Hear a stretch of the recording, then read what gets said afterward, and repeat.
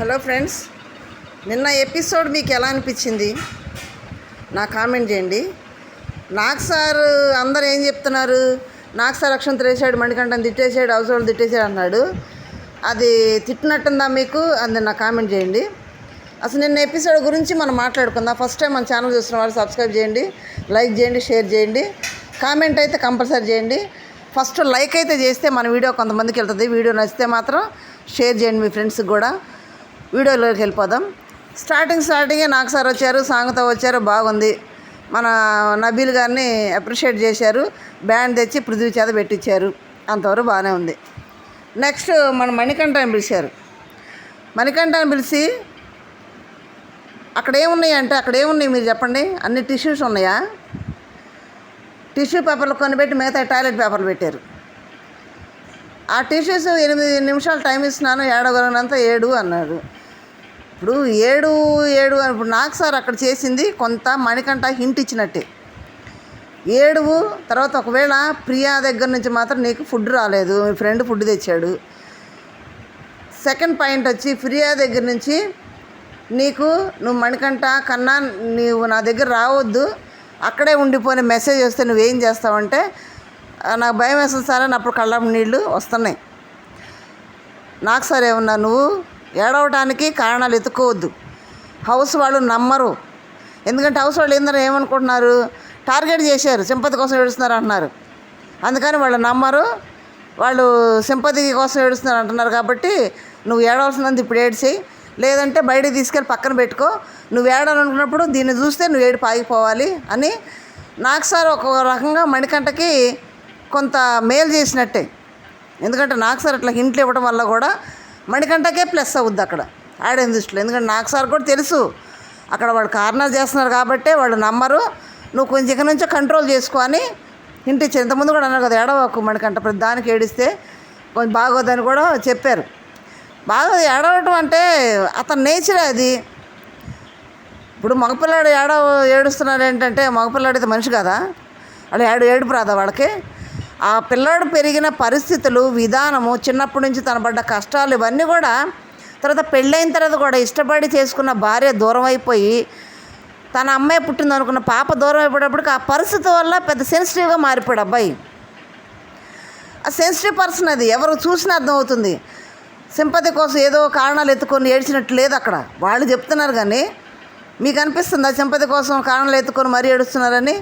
అది యాక్టింగ్ కాదు, సింపతి వేరు. అప్పుడప్పుడు క్రియేట్ చేసుకున్నట్టుంది అక్కడ. తన బాధను ఎలా వ్యక్తపరచారో తెలియట్లేదు.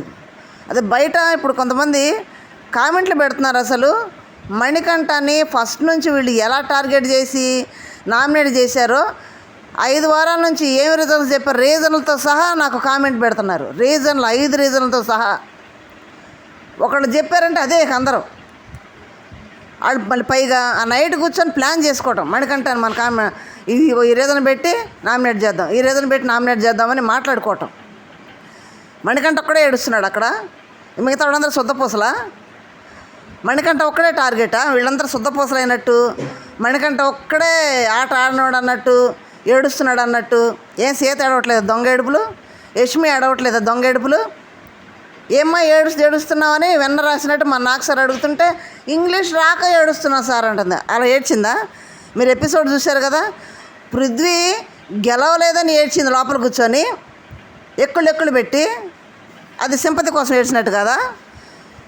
ఆ ఏడుస్తూ ఏం చెప్తుంది, ఇంగ్లీష్ రావట్లేదని ఏడ్చిందంట. అది ఒక అబద్ధం. మరి నాకు సార్ చెప్పచ్చు కదా, ఇంగ్లీష్ రాలేనట్టు ఏడ్చినట్టుందమ్మా అది. పృథ్వీ అప్పుడు అడిగారు, పృథ్వీ గెలలేదు నేర్చావు కదా అన్నారు. అయితే అక్కడ ఏం జరుగుతుంది అనేది నాకు సార్ తెలియదని అక్కడ వాళ్ళు ఎట్లా ఇస్తే స్క్రిప్ట్ అట్లా చేస్తారు, కానీ అక్కడ చూస్తే అర్థమైపోతుంది. మిగతా వాళ్ళందరూ మంచి శుద్ధపూసలు, ప్రతి ఒక్కటి సెల్ఫిష్ అని. సరే నాకు సార్ పిలిచారు, మణికంఠతో మాట్లాడారు, స్ట్రాంగ్ ఉండని పంపించారు, బాగానే ఉంది. గేమ్ స్టార్ట్ అయింది. ఇక్కడ సెల్ఫిష్లు ఎవరు లేరా? అనాయింట్ అనేది ప్రతి ఒక్కళ్ళు మణికంఠకే ఇవ్వాలా? అసలే అక్కడ బిత్తరపోయి వచ్చాడు లోపల, ప్రియా ఏమంటుందో అని ఏమందో అని బిత్తరపోయి పాపం ఫేస్ అంతా డల్గా పెట్టుకొని వచ్చిన పిల్లోడిని ఇంకా హౌస్లో ప్రతి దానికి సెల్ఫిష్ అని ఒకటి అర్థం చూపిస్తున్నారు. ఒక్కొక్కళ్ళు అర్థం పెడుతుంటే ఆ పిల్లోడు బిత్తరపోయి కళ్ళన్నీ కూడా బిత్తర పెట్టి చూస్తున్నారు. వీళ్ళందరూ శుద్ధపూసలు అన్నట్టు చెప్తున్నారు. ఎవరు సెల్ఫిష్గా ఉండలేదు అక్కడ, అందరు సెల్ఫిష్ మణికంఠ అన్నట్టు. అప్పటికి నాకు సరే ఉన్నారు సెల్ఫిష్ అనేది అనేది పక్కన పెట్టేసేయండి. ఎందుకంటే మణికంఠనే టార్గెట్ చేస్తున్న సంగతి నాకు సార్ అర్థమయ్యి ఆ రెండు పక్కన పెట్టండి, అవి రెండు మణికంఠకు చూపించడానికి వీలు లేదని చెప్పారు. అయినా కానీ సార్ నాకేది లేదు సార్, మేము మణికంఠకి ఇవ్వచ్చా సార్ అని సీత అడుగుద్ది. సీత పెద్ద శుద్ధపూస. అసలు మణికంఠ మీద ఈర్ష్యతోటి అసూయతోటి రగిలిపోయేది సీత, పగతో రగిలిపోయేది యష్మి. మణికంఠ అంటే వీళ్ళిద్దరు హౌస్ అంతను కూడా హౌస్ అందరిని కూడా వారు గ్రూప్లో పెట్టుకొని మాట్లాడుకొని మణికంఠని టార్గెట్ చేస్తున్నారు. ఏమంటది, మేము ఇంత చేస్తున్నా కానీ మణికంఠ, మేము హౌస్ అంతా కూడా మణికంఠ కోసమే బాధపడతాము, మణికంఠ కోసమే మేము సాక్రిఫైస్ చేస్తున్నాము, మణికంఠ కోసమే తిన్నంత పెడుతున్నాము, మణికంఠ కోసమే మేము బతుకుతున్నామంటే మాట్లాడుతుంది సీత అక్కడ. మణికంఠ కోసమే అంతా, వాళ్ళ కోసం ఏమీ లేదంట, వాడు సెల్ఫిష్గా ఏం ఆలోచించట్లేదంట, మణికంఠ ఒక్కడే సెల్ఫిష్గా ఆలోచిస్తున్నాడంట. సెల్ఫిష్గా ఆలోచించేవాడైతే ఆ క్లాన్లోంచి ఈ క్లాన్లోకి ఎందుకు వస్తాడు? నిఖిల్ వాళ్ళు ఆటలాడటానికి ఛాన్స్ ఇవ్వట్లేదనే కదా ఆ క్లాన్లోంచి ఈ క్లాన్లోకి వచ్చాడు. సెల్ఫిష్గా ఆలోచించేవాడైతే ఇక్కడికి వచ్చి ఏమన్నాడు వచ్చేటప్పుడు, నాకు ఆపర్చునిటీ ఈ క్లాన్లో దొరుకుద్ది, సీత నాకు ఇస్తుంది ఛాన్సు అని చెప్పేగా వచ్చాడు. సెల్ఫిష్గా ఆలోచించాడా? లేకపోతే వాడు ఆ క్లాన్లోకి వెళ్తే నన్ను చీఫ్ని చేస్తానని ఆలోచించామని సెల్ఫిష్గా వచ్చాడా? లేదు, ఆటలన్నింటిలో కూడా నన్నే పంపించండి, ఎవరిని పంపించదని సెల్ఫిష్గా ఏమైనా ఉన్నాడు అక్కడ? రాదు, మీ ఫుడ్ అంతా మీరే నాకే పెట్టండి, మీరే తినొద్దని అంటున్నాడా? లేకపోతే మీరందరూ నన్ను కార్నర్ చేస్తున్నారు అని ఏడవకుండా వీళ్ళు చేసే పనులకి పరిస్థితులకి అసలు నాకు సార్ కార్నర్ చేస్తున్నారంటే తన సొంతగా కార్నర్ ఏ విధంగా ఉంది, ఆ పరిస్థితులు ఎట్లా ఉన్నాయి అక్కడ? ఊరికే ఏడవరు ఎవరైనా కానీ. అక్కడ ఉన్నటువంటి పరిస్థితులు కానీ, వాళ్ళు పెట్టే అనే మాటలు కానీ, చూపించే శాస్త్రాల పనులు కానీ, వాటన్నిటి బట్టి ఏడుపు వస్తుంది ఎవరికైనా తట్టుకోలేక. వాళ్ళు ఎంత టార్చర్ పెడుతున్నారు బయట హౌస్లో. అట్లా పెడితే నిన్న నాకు సార్ ముందు వాళ్ళందరూ మూకుమ్మడిగా, వీళ్ళు మారరా, మూకుమ్మడిగా అందరూ సీత ఏమంటుంది, నేను సెల్ఫిష్ అని మణికంఠకి ఇస్తా సార్ అని అన్న. అవునా, సరే వద్దు కానీ రీజన్ చెప్పంటే ఏడుస్తా, నేను విష్ణు నా ఫ్రెండ్ సార్, విష్ణు కోసం నేను చేద్దాం అనుకున్నాను సార్, ఆడదా పప్పిని తీసుకుందాం అనుకున్నాను సార్, తర్వాత నైని కూడా వచ్చింది సార్, అయితే ట్రయాంగిల్ చేద్దాం అనుకున్నాను సార్, తర్వాత మణికంఠ వచ్చేసారు అన్నప్పుడు ట్రయాంగిల్ అన్నప్పుడు అటుకు మణికంఠను కూడా కలుపుకో. ట్రయాంగిల్ కష్టపడుతున్నావు కదా, దొంగ ఏడుపులు ఏడుతూ నాకు సార్ ముందు. అబ్బాబ్బాబ్బా ఏమి ఏడుస్తుందిరా నాయన, నా ఏడుపు చూస్తే ఏమనిపించింది మీకు కామెంట్ చేయండి. నాకు సీత ఏడుపు రియల్ అనిపించిందా మీకు? సీత వాళ్ళిద్దరు ఫ్రెండ్స్ అంట, ఇప్పుడు సెల్ఫిష్గా ఆలోచించట్లేదా? వాళ్ళిద్దరు ఫ్రెండ్స్ కోసం ఆడదాం అనుకుందంట, పప్పిని తీసుకుందాం అనుకుందంట. మణికంఠ ఫ్రెండ్ కాదంట. మరి ఇంతకుముందే కదా మేమందరం మణికంఠ కోసం సాక్రిఫైస్ చేస్తున్నాము, మమ్మల్ని మణికంఠ కోసమే మేము బతుకుతున్నాము అక్కడ, మరి మమ్మల్ని కార్నర్ చేస్తున్నాడు, వాళ్ళందరినీ మణికంఠ కార్నర్ చేస్తున్నాడంట. ఏమన్నా ఆలోచించే మాటలేనా అవి? అసలు బుర్ర ఏమైనా ఉందా సీతకి? పీత బుర్ర కాదు, పీత బుర్ర అది. వాళ్ళందరినీ కార్నర్ చేస్తున్నాడంట మణికంఠ, టార్చర్ పెడుతున్నాడంట మణికంఠ. ఇప్పుడు మేము కాపాడేమో అయినా కానీ విశ్వాసం లేదు అని మాట్లాడే సీత ఇప్పుడు ఇక్కడ ఏం చేస్తుంది? సెల్ఫిష్గా ఆలోచించట్లేదా? దీంట్లో మణికంఠని ఏమైనా చేర్చుకుందా? మణికంఠ కోసం పప్పిని తీసిందా? అసలు మణికంఠ కోసం త్యాగాలు చేసినట్టు చెప్పేస్తుంది. అక్కడ ఏడుస్తుంది మళ్ళీ నాకు సార్ ముందు. ఏం ఏడుపురా నాయన, ఏడుపు బాబా, పీత బుర్ర అనిపించింది అసలు. నెక్స్ట్ సీత బ్యాగ్ చదువుకొని పంపించేయండి బయటికి. పైగా వాళ్ళందరినీ ఏందో ఒక లాడ్లాగా కూర్చొని ఆజ్ఞలు జారీ చేస్తుంది. ఏంటి నవీన్, ఏంటి మణికంఠతో మాట్లాడుతున్నావు ఏంటి? మణికంఠ ఏం చేస్తున్నాడు? వీళ్ళకిలాగా బ్యాగ్ చేసే అలవాటు మణికంఠకు ఉందా? వీళ్ళకిలాగా అప్పుడు ఒకటి ఏడుస్తున్నారంటే రీజన్ లేకుండా, అక్కడ ఏమి జరగకుండా ఏడిస్తే అమ్మో సింపతి కోసం మనం ఏమనకపోయినా కానీ ఏడుస్తున్నాడు, మనం అన్నామా ఇప్పుడు ఏమైనా చేసామా, సింపతి కోసం ఏడుస్తున్నా అనుకోవచ్చు. మీరు కార్నర్ చేస్తుంటారే, మాటలతోటి తోటలు చేస్తుంటారే, మాటలతోటి అప్పుడు భయపెట్టేస్తుంటారే. నేను చూడండి పాపం నాకు సార్ మణికంఠ ఛాన్స్ వచ్చి, మణికంఠ నువ్వు మాట్లాడంటే నేను చెప్పే స్థితిలో లేను సార్, ఏం జరుగుతుందో అసలు ఆ పిల్లడికి అర్థం కావట్లేదు. వాళ్ళు ఏమంటున్నారు, ఏం చేస్తున్నారు అనేది, వాళ్ళు ఏం రీజన్ చెప్తున్నారు అనేది లేనిపోని రీజన్ అని చెప్తుంటే మరి ఏ మనిషికైనా ఎలా ఉంటుంది చెప్పండి? ఒక్కడిని చేసి వాళ్ళందరూ వాళ్ళ ఇష్టానుసారమైన రీజన్లో చెప్తుంటే, లేనిపోని రీజన్లు అతనికి ఆపాదిస్తూ ఉంటే ఆ పిల్లోడు ఏమనుకోవాలి చెప్పండి? ఏం చెప్పాలో అర్థం కావట్లేదు, ఏం ఆలోచించాలో అర్థం కావట్లేదు. అద్దం పెట్టినప్పుడల్లా కూడా కళ్ళు పెద్ద చేసి బిత్తర చూపులు చూస్తున్నాడు ఆ పిల్లోడు. వీళ్ళందరూ ఆ పిల్లోడిని ఏం చేయాలనుకుంటున్నారు? చెప్పమంటే రీజన్ చెప్పలేకపోయాడు. ఏం చెప్పాలి నాకు అర్థం కావట్లేదు సార్, నేను చెప్పలేకపోతున్నా సార్ అన్నాడు. దానికి నాకు సార్ ఏమన్నారు, ఏంటి కారణాలు చేస్తున్నావా చెప్పాలి అంటే, సరే ఒకటి చెప్తే ఆ రీజన్ కూడా అట్లా చెప్పంగానే మళ్ళీ వెంటనే సీత తగులుకుంటుంది. ఆ పిల్లోడు ఏమంటున్నాడు, నేనేమో చెప్పేటప్పుడు ఎవరైనా మాట్లాడితే నేను మర్చిపోతాను, నన్ను పూర్తిగా మాట్లాడేవండి చెప్పనండి అంటున్నాడు కదా. గయ్యని పడిపోతుంటే వెంటనే తగులుకుంది. మనకంటే వెంటనే అన్నాడు, కొంచెం నన్ను మాట్లాడి కొంచెం ఉండు అని. గయ్యని పడిపోతుంటే ఆ రకంగా రాక్షసుల్లాగా పిల్లోడి మీద మగపిల్లలు అలాగ తయారయ్యారు, ఆడపిల్లలు అలాగ తయారయ్యారు.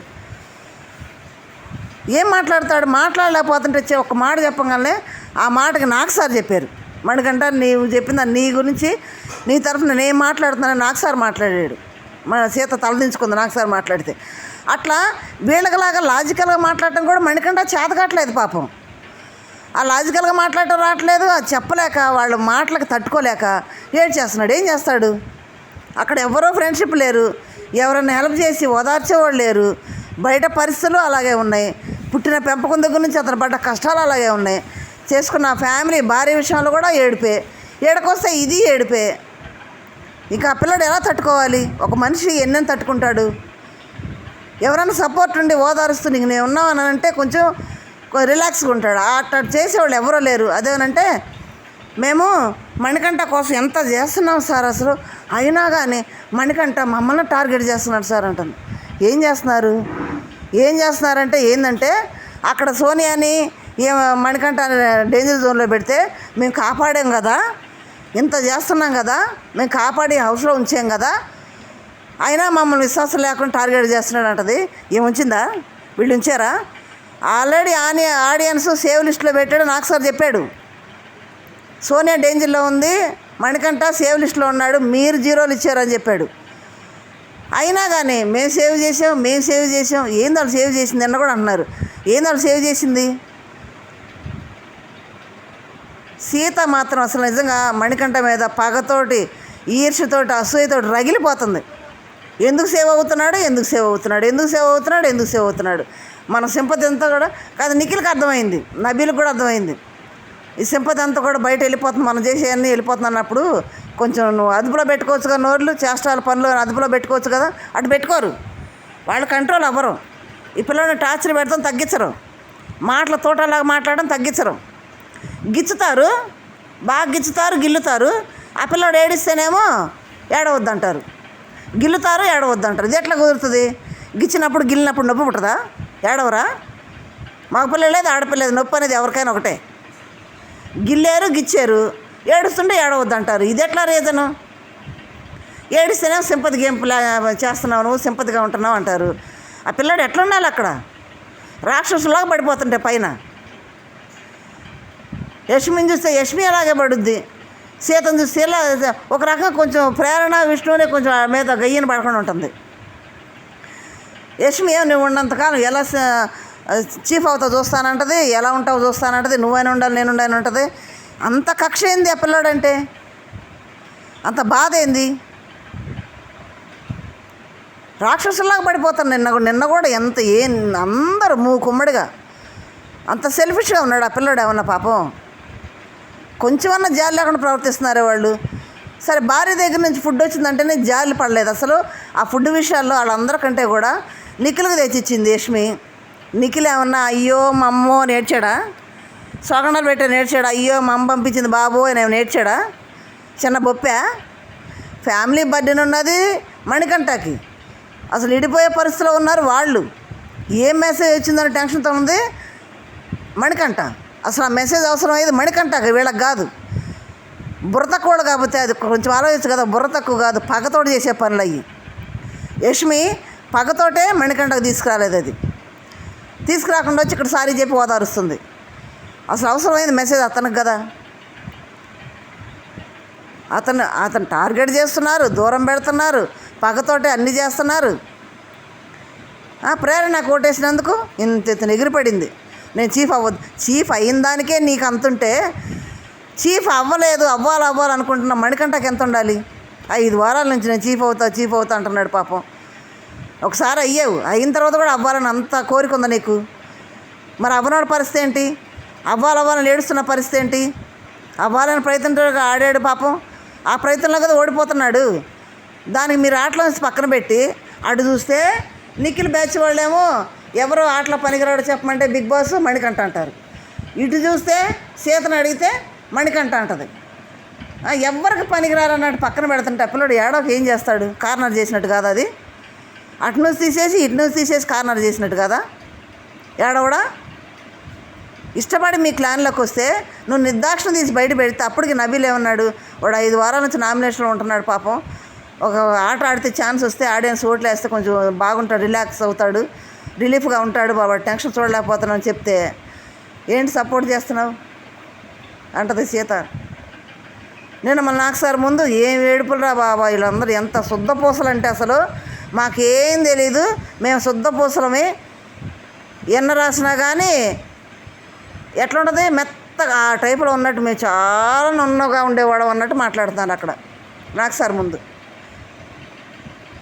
యష్మికి ఇంగ్లీష్ రాలేదని అక్కడ ఏడుస్తుందంట. ఇంగ్లీష్ రాలని ఏడుస్తుందా? ప్రేరణ బూతులు తిడతా ప్రేరణని అక్కడ అసలు గోంగా అరుస్తాం. మళ్ళీ నాకు సార్ ముందు మాటలు రానోడు మాట్లాడినట్టు, నాకు ఇంగ్లీష్ రాలేదు సార్ అందుకే సార్ నేను ఏడుస్తున్నా. ఇంగ్లీష్ రాదా యష్మికి? ఇంగ్లీష్ ఎప్పుడు మాట్లాడలేదా? ఇక్కడ వీళ్ళు ఏమనుకుంటున్నారంటే హౌస్లో వాళ్ళు, మేము సోనియాని టార్గెట్ చేశాం కదా, టార్గెట్ చేసినందుకు సోనియా బయటికి వెళ్ళింది కదా, ఇప్పుడు మణికంఠను కూడా టార్గెట్ చేస్తే మణికంఠ కూడా వెళ్ళిపోతాడు. ఇప్పుడు అదే ప్లాన్ వాడది. పోయినసారి సోనియా వెళ్ళింది కదా, ఇప్పుడు మనం మణికంఠ ఈ వారం మణికంఠ వెళ్ళిపోతాడని ఎన్ని ఆశలు పెట్టుకున్నారో వాళ్ళు అందరూ, ఒక్కడ కాదు అందరూ మణికంఠ వెళ్ళిపోవాలని. ఆడ ఒకవేళ మనసులో అనుకున్నాడు కూడా ఉంటారు బోల్డ్ మంది, పైకి అంటున్నారు కానీ ఆడ కెమెరాలు లేవా? ప్రేరణ పైకి అనేయలేదా బిగ్ బాస్ మణికంఠ పంపించామని? అది అడగడు నాకు సార్. వాళ్ళు గోంగా సార్ నాకు సార్ అనగానే ఏమ్మా అంటాడు మన నాకు సార్. ఆమెమో నాకు ఇంగ్లీష్ రాలేదని ఏడ్చాను సార్ అనగా, అది కెమెరాల ముందు కనపట్లేదా? చూడలేదా వాళ్ళు? ఇంగ్లీష్ రాలేదని ఏడ్చిందా, లేకపోతే పృథ్వీ గెలవలేదని ఎక్కులు పెట్టి ఏడ్చిందా, ప్రేరణ బూతులు తిడతా ఏడ్చిందా, ప్రేరణ రాంగ్ డెసిషన్ చెప్పమని ఏడ్చిందా? రాంగ్ డెసిషన్ అక్కడ ఎవరు కారణం? నిఖిల్. అక్కడ కరెక్ట్గా పెట్టకుండా బెల్లు కొట్టింది నిఖిల్. నేను ఇంతకుముందు వీడియోలో కూడా చెప్పాను, నేను నిఖిల్ పృథ్వీ ఓడిపోవడానికి కారణం నిఖిల్. కొట్టు బెల్లు కొట్టు అని కొట్టేసాడు. ఇక్కడ నబీల్ పెడుతూనే ఉన్నాడు సర్దుకుంటా. చాలా టైం ఉంది. ఈలోపు కొంచెం చూసుకోవచ్చు కదా, చెక్ చేసుకోవచ్చు కదా. నిఖిల్ బయటే ఉన్నాడు, నిఖిల్ చూడవచ్చు కదా, అవన్నీ చెక్ చేసి చెప్పొచ్చు కదా. చేయనీయకుండా పెట్టగానే బెల్లు కొట్టు అని అరిసింది నిఖిల్. పృథ్వీ ఓడిపోవడానికి కారణం నిఖిల్. ఏమో నిఖిల్ మనసులో కాకూడదని ఉందేమో. ఒక విషయం గమనించండి, నిఖిల్ ఎవరినైతే చీఫ్ కంటెస్టెంట్గా పెడతాడో వాళ్ళు ఓడిపోతారు. వాడు కారు సోనియాకి ఇచ్చాడు, సోనియా ఓడిపోయింది. ఇప్పుడు పృథ్వీకి ఇచ్చాడు, పృథ్వీ ఓడిపోయాడు. పృథ్వీ ఓడిపోవడానికి మెయిన్ కారణం నిఖిలే. మరి బెల్లు కొట్టినాక యష్మి సర్దుకోమంటది. బెల్లు కొట్టినాక ఎట్లా దొరుకుతారు? కాబట్టి బెల్లు కొట్టినా సర్దకూడదు అనేది కరెక్ట్ రీజన్ చెప్పింది ప్రేరణ, బాగానే ఉంది. ప్రేరణ ఏమన్నాడు మణికంఠ, నామినేషన్ టైంలో నాకు రీజన్ మంచిగా చెప్పింది, కరెక్ట్ అనిపించింది అన్నాడు. కరెక్ట్ అనిపించింది కరెక్ట్ అని అంటాడు. అనిపించింది అన్నప్పుడు ఆ మాత్రం జ్ఞానం ఉండదా ప్రేరణకు కూడా? అన్న ఏంటని సెల్ఫిష్ అని అవి అసలు చూడండి. నైనిక 2 వారాలు కనపడింది మనిషి అట్ట చీఫ్ అయిన తర్వాత 3 వారాలు అసలు ఏడందో కూడా తెలియదు. పొట్టిపుడంకాయి ఏం చేస్తుందో కూడా తెలియదు. నిజంగా నైనిక మంచి డ్యాన్సర్, చక్కగా డ్యాన్స్ చేయొచ్చు, ఎంటర్టైన్మెంట్స్ ఏదో కంటెంట్ ఇవ్వచ్చు. ఏం చేయకుండా ఏదో లోకల్ ఉన్నాడు కూర్చొని కాలు ఊపుకుంటా, ఏందో నేను నాకు సార్ ముందు కూడా కాలు మీద కాలు వేసుకొని కాలు ఊపుకుంటా కూర్చుంటుంది. నాది కాదులే, నాకేం పట్టదులే, నేను వెళ్ళను. ధీమా ఏంటంటే నేను బయటికి వెళ్ళను, మణికంఠ వెళ్ళిపోతాడని ధీమాతో ఉంది. వాళ్ళందరూ కూడా అదే ఆలోచన, అందరూ కూడా మణికంఠ వెళ్ళిపోతాడని ఫిక్స్ అయ్యారు. పైగా నిన్న వాళ్ళని సేవ్ చేశారు, నిఖిల్ని నబీల్ని. మణికంఠని సేవ్ చేయలేదు కదా. అలా కోరికంతా అదే ఆలోచనలో ఉన్నారు, మణికంఠ వెళ్ళిపోతాడని. మీరు ఆలోచించండి, సింపతి గేమ్ ఆడుతున్నాడా మణికంఠ, లేదా అప్పటికప్పుడు ఏమన్నా తెచ్చుకొని ఏడుస్తున్నాడా? కానీ మనం ఒకటి కోరుకుందాం, ఏంటంటే ఇక నుంచైనా మణికంఠ స్ట్రాంగ్ అవ్వాలి. స్ట్రాంగ్ ఉండి కొన్ని మార్చుకొని ఉంటే బాగుంటుంది మణికంఠ. ఎందుకంటే ఇవన్నీ కూడా అవన్నీ ప్లస్ పాయింట్లు అవుతాయి ఆడియన్స్ దృష్టిలో. ఇవన్నీ కూడా ప్లస్ పాయింట్లు అవుతాయి. మళ్ళీ ఇంకొకటి, ఇక్కడ సోనియాని పంపించాం కాబట్టి మణికంఠ కూడా వెళ్ళిపోతారు అనుకున్నాడు. ఇక్కడ రివర్స్ అయింది. సోనియాని హౌస్ మేట్స్ టార్గెట్ చేస్తే ఆడియన్స్ కూడా ఎత్తి బయటేసారు. ఎందుకంటే ఆడియన్స్ చూస్తున్నారు కాబట్టి. ఇప్పుడు మణికంఠని టార్గెట్ చేస్తే మణికంఠని కూడా ఆడియన్స్ చూస్తున్నారు. ఆడియన్స్ ఏం చూస్తున్నారు? తన ఆట చూస్తున్నారు, బ్యాగ్ బిచ్చింగ్ చేయకుండా ఉండటం చూస్తున్నారు, తర్వాత మాట్లాడే విధానం చూస్తున్నారు, వాళ్ళని గౌరవించే విధానం చూస్తున్నారు, ఆట ఆడటం చూస్తున్నారు. ఇవన్నీ చూస్తున్నారు కాబట్టి మణికంఠని హక్కుని తెచ్చుకున్నారు. ఇక్కడ రివర్స్. ఇక్కడ కొన్ని చోట్ల ఎట్లుంటుందంటే హౌస్ మేట్స్ కనుక ఆ పర్సన్ టార్గెట్ చేస్తే అందరూ బయట ఆడియన్స్ కొంచెం సింపతి చూపిస్తారు, జాలి పడతారు. ఇక్కడ రివర్స్ అయింది సోనియా విషయంలో. రివర్స్ అయ్యి ఆడియన్స్ కూడా సోనియాని ఎత్తి బయటేసారు. ఇప్పుడు వీళ్ళు ఏమనుకుంటున్నారు, మణికంఠని కూడా అలాగే మనం టార్గెట్ చేసాం కాబట్టి మణికంఠని కూడా ఆడియన్స్ ఎత్తి బయటేస్తున్నారు. అది జరగదు. మణికంఠ నిఖిల్తో సమానం పోటాపోటీతో ఓటింగ్లో ఉన్నాడు. టాప్ 5లో మణికంఠ గ్యారంటీ ఉంటాడు. ఇది రాసి పెట్టుకోండి మీరు. ఎందుకంటే సింపతి కాదు అక్కడ, తను అక్కడ ఉన్న సిచ్యువేషన్లతోటి భరించలేక ఏడ్చాడే తప్పితే తనకై తాను ఏర్పాటు చేసుకొని ఏడ్చింది కాదు. ఓకే. తర్వాత ఇప్పుడు మనం మణికంఠ వెళ్ళడం, మీరు నా అక్కడ సేవ్ చేయలేదు కాబట్టి మణికంఠ వెళ్తాను, మీరు ఏమీ భయపడద్దు. మణికంఠ టాప్ 5 వరకు ఉంటారు, నో డౌట్. రాసి పెట్టుకోండి మణికంఠ గురించి. తర్వాత ఇప్పుడు నాకు సార్ ఏమన్నాడు, తర్వాత వైల్డ్ కార్డ్స్ వస్తున్నారు, తుఫాన్ వస్తుంది అన్నారు. తుఫాన్ వస్తుంది, వైల్డ్ కార్డ్స్ వస్తున్నారంటే వస్తారు, స్ట్రాంగ్ వాళ్ళే వస్తారు. వచ్చేవాళ్ళందరూ కూడా డక్కల ముక్కలు తిన క్యాండిడేట్స్ అందరూ కూడా. మరి వీళ్ళు ఎలా ఆడతారనేది మనం చూడాలి. చివరికి నిఖిల్ కూడా పాపం ఫ్రెండ్ అంటున్నాడు, నిఖిల్ కూడా మణికంఠని దూరం పెడతారు.